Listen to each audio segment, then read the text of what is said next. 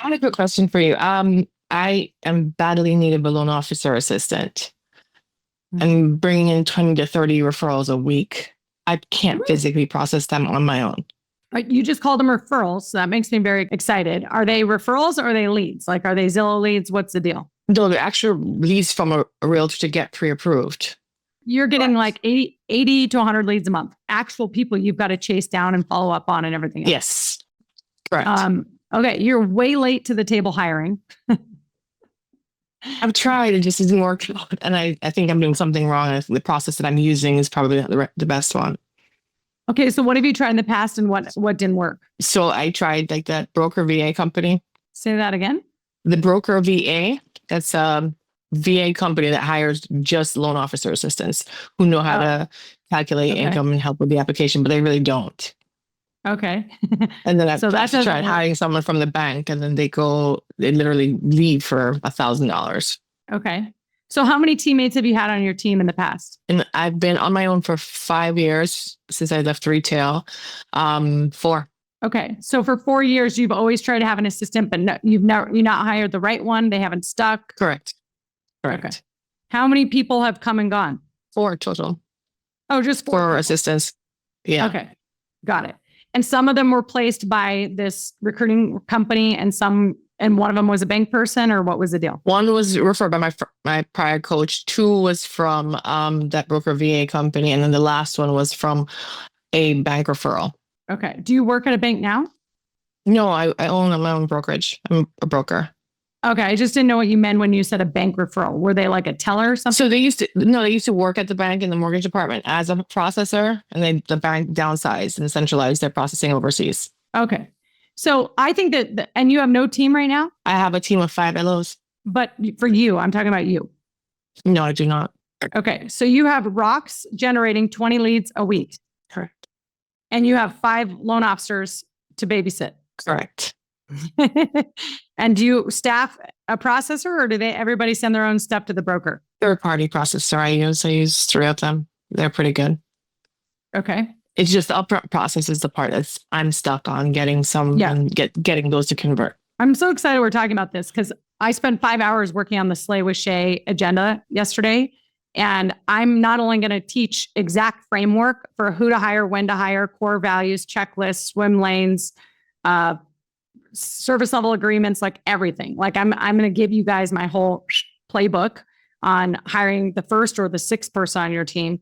But I'm also going to bring up 3 of our teammates that I think do a stellar job on the 2nd day. And I'm going to have them talk about their day, their onboarding, their training, where they came from, because I think it's really helpful. Anytime I've done a site visit, Rocks, and I've actually seen a human being that does the job I want somebody else to do, I'm like, oh, that's what they look like. That's their personality type. That's how you onboard them. This is how long it takes to get them going. So it's possible, like in the last 4 years, that you've just like not had like a clear vision of like who is the right who for the job.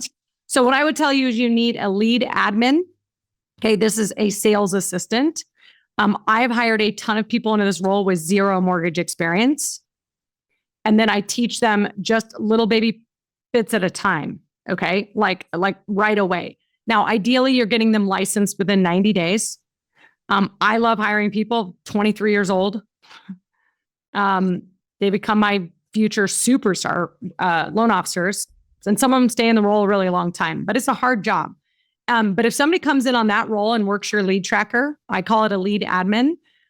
Usually within 2 years, they're so freaking bulletproof that they become the best loan officers because they've looked at thousands of credit reports and they've looked at loans. And so the way I sell it to somebody is like, look, most loan officers in this country, if you're in the top 50%, you've closed 10 deals a year.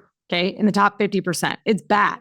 So if somebody comes on your team, in 2 years, the amount of experience they will get is equivalent to like going to law school. Like they can leave and literally have the skill set, not even leave, but just graduate inside of your company, right? So that's the reason I tell you the growth path is because in order for you to find the right talent, you have to be thinking about their future, not just your future. And so many people, this is why they don't hire, is they're only thinking about them and like the pressure relief that needs to come off their shoulders. And so then they end up going and finding somebody who experienced, who has bad habits, doesn't have work ethic, and is like, meh, I can go somewhere else. So that's why I like that 23, 28-year-old. And I'm going, look what I've been able to do in the mortgage business. I'm a really normal person. Here's the money I've made. Here's the freedom I've had. Here's what it's empowered me to do. I see you as somebody who could do that. Okay. So thinking about their growth path, number one. Number two, I'm looking for people who are smart, charming, and competitive. Those are my three criteria.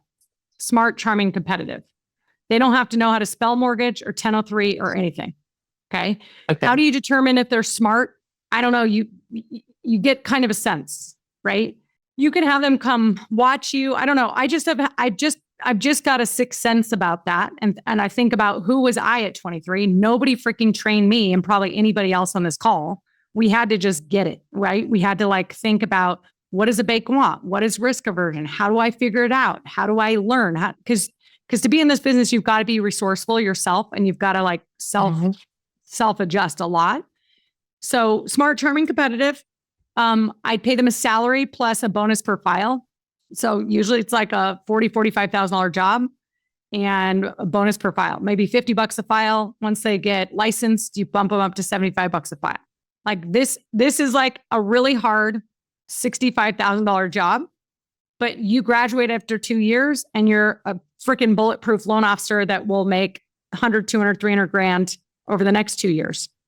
So I pitch it like a college education. Like the first 2 years, you're going to do this. The next 2 years, I'm going to help you do this. And that's how I try to find the right person. My number one rule for hiring people is you must really, really, really like them.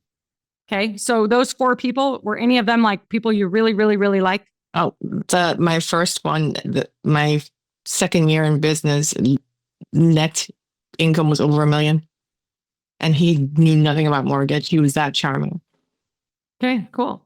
So the reason I say you have to really like them is we spend more time at work than we do anywhere else in our life. Yes, he was really good. He was. And so I want to hang out with people that I really, really like. The other thing is they're humans and they're going to make mistakes. And in our business, mistakes are painful. They're painful in the amount of money they cost. They're painful in the stress they cause. And the other third thing is they're human, so life is going to happen. Their mom is going to die. Their dog is going to die. They're going to get COVID for 2 weeks. They're going to do crazy shit happens, right? Like Amanda had a no call, no show. And it's like, what the hell? Like, what do you think this is? So if I start out by saying, I have to really, really, really like you, then when they fuck up or when they need 2 weeks off or when they have a baby and go on maternity, you're not like, I only hired you here because I needed a body and I hate you. And now you messed up and I hate you even more. Okay. Plus you have way more patience for training them. You have more fun for training them and you genuinely want to see them grow in their career. And that's when you get a win-win lights out team. Okay. So the way you then onboard them is you just say, here's a lead tracker. Hopefully you've got a CRM, or you can have a handwritten piece of paper, or you can have a spreadsheet, and they're going to track every single lead. Green means that they've done the basic information and put them on your calendar, right? They've sent out the link has come back, they pull credit, whatever. And then you just work them into more and more. But a lot of these youngins, within 90 days, they're taking their classes and passing their test, and they're doing the job full time. And again, if I'm a badass and I'm training you and I'm going to let you in on my business and I'm going to get my referral partners to trust you, like this is going to be like drinking from a fire hose. And after 3 months, you're going to be crying. At 5 months, you're going to be crying again. And at 6 months, you're going to feel like, I totally got this. But for sure, you're going to be crying because you think you got it and then you don't, and it's hard. So I try to talk people out of the job. I tell them how hard this is. But then I also say, I'm a college dropout and I'm a blonde chick. And I don't know, I was making 300 grand in my 20s.